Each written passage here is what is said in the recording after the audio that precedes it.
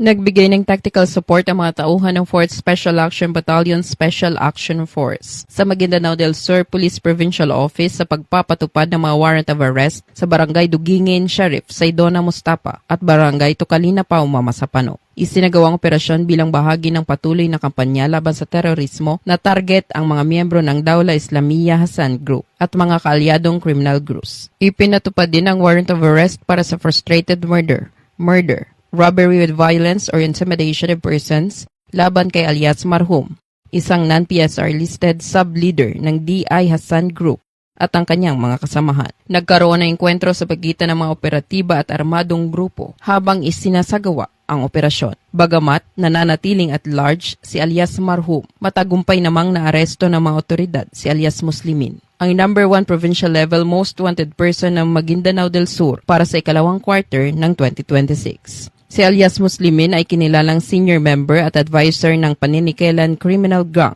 na konektado sa Dawla Islamiyah Hassan Group. Iniuugnay rin siya sa pananambang sa mga tauhan ng PNP sa Sheriff Agwak noong March 28, 2026 at isa sa mga suspect na sangkot sa SUP 44 Mamasapano incident.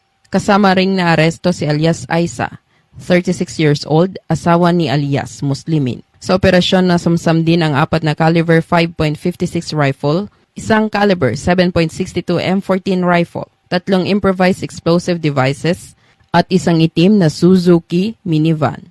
Nasa kustodiya na ng Sheriff Saydona Mustapa Municipal Police Station ang mga naarestong individual at lahat ng nasamsam na ebidensya para sa dokumentasyon at tamang disposisyon. At mula dito sa headquarters sa Fort Santo Domingo, Santa Rosa City, Laguna, ako si Patrolwoman Sherilyn Kalumpita, nagbabalita para sa Police News Network.